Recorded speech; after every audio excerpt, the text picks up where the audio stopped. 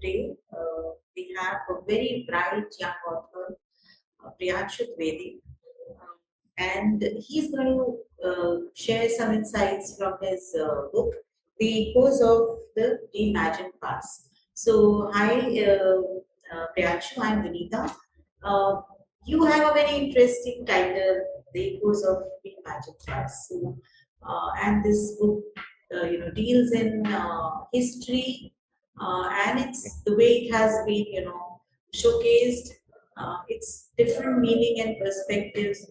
So, over to you. What made you, what inspired you to write a book like this?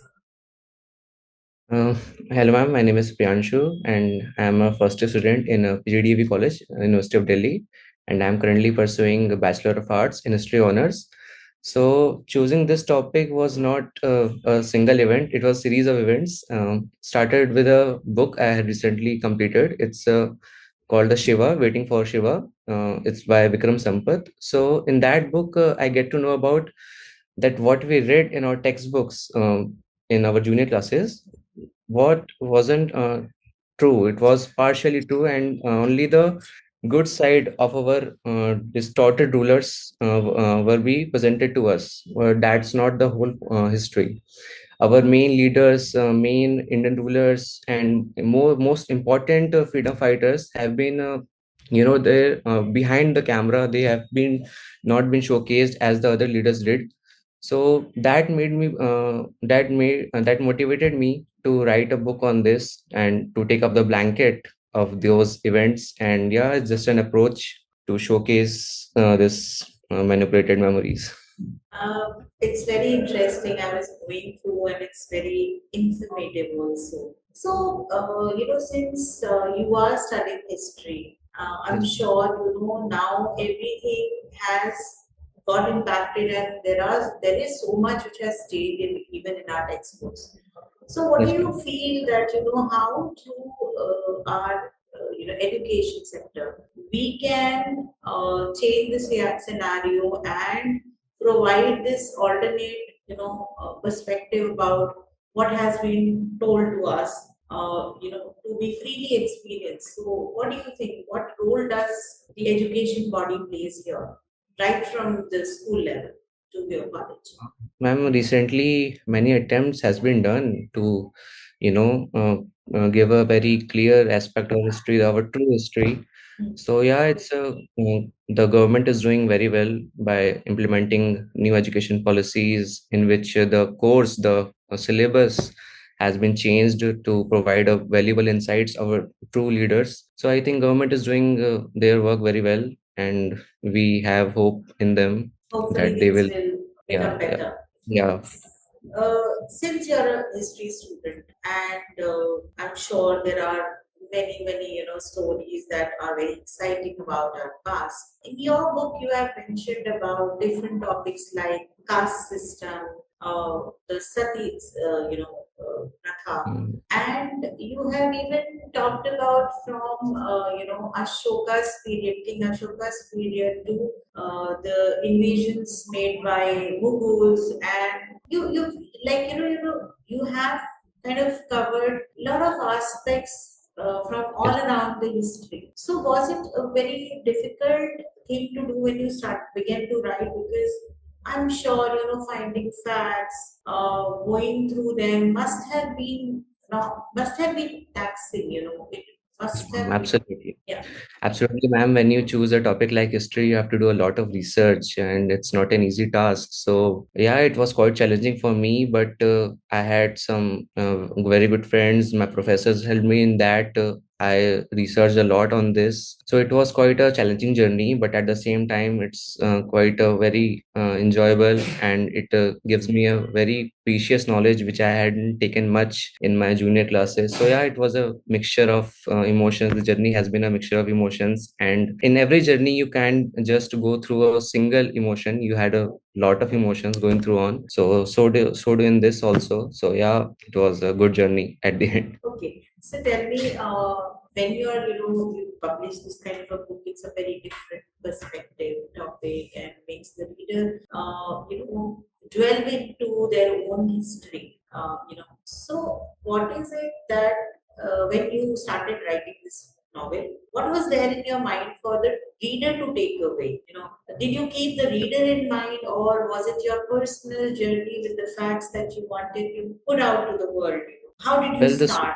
the sole purpose of my writing is that to enlighten the person like who was like me when I was in junior years. I used to believe everything that is written on my textbook.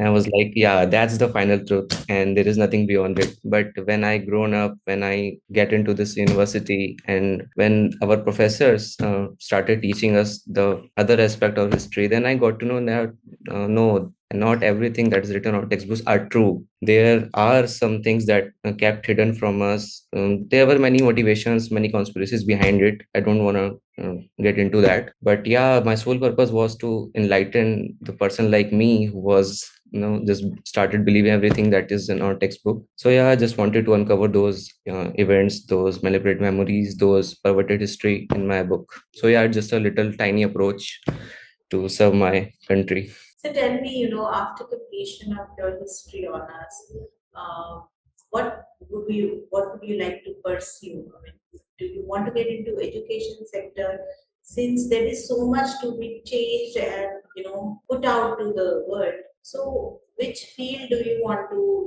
apply your skills to when you've done with your graduation and masters? Yeah, ma'am, actually, from after 10th, I had to decide a stream. So whether science, humanities, or commerce. But I had taken science in 11th. Then the love for history was somewhere in my mind. I wanted to take humanities, but anyhow, I taken science. But after completing my 12th, I just got attracted to history. I had taken history as a subject. I don't want to do something in a history field, but I just wanted to read history. I love that. I don't have any aspirations to become a professor or a researcher or an archaeologist in history. I don't want to do that, but I just wanted to read the history. I just wanted to understand what our past was like, because I know my aim is to become a lawyer like my father. So he was also a history student. So it was a generational thing to take history and get into law. So yeah, I believe that history will somehow impact my thinking level, and which will help me in law, of course. So yeah, that's my sole purpose, sole motivation for taking this history. Lovely. That's quite a different perspective about subjects altogether.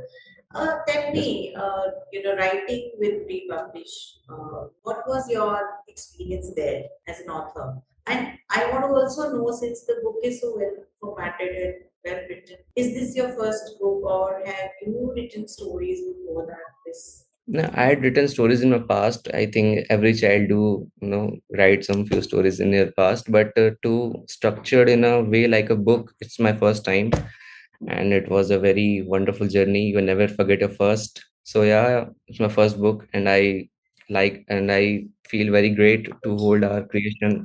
Everyone likes to hold their creation on their hand. So I'm very proud. My parents are proud. My loved ones are proud. It's good to have people who celebrate yours victory like their own. So yeah, I believe that celebrating your victory with loved ones is an important thing than the victory itself. Yeah, that's something so true. So thank you so much, Priyanshu. I'm so proud of you that you could, Thank you.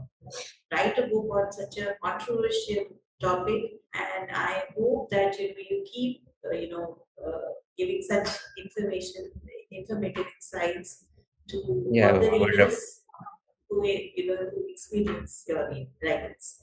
Thank you so much for today's conversation, and many many Thank you. congratulations on your first book. Thank you, ma'am. Thank you, ma'am. It's been a lovely day. It's been a good time talking to you. So Same thank here. you for having me on this podcast.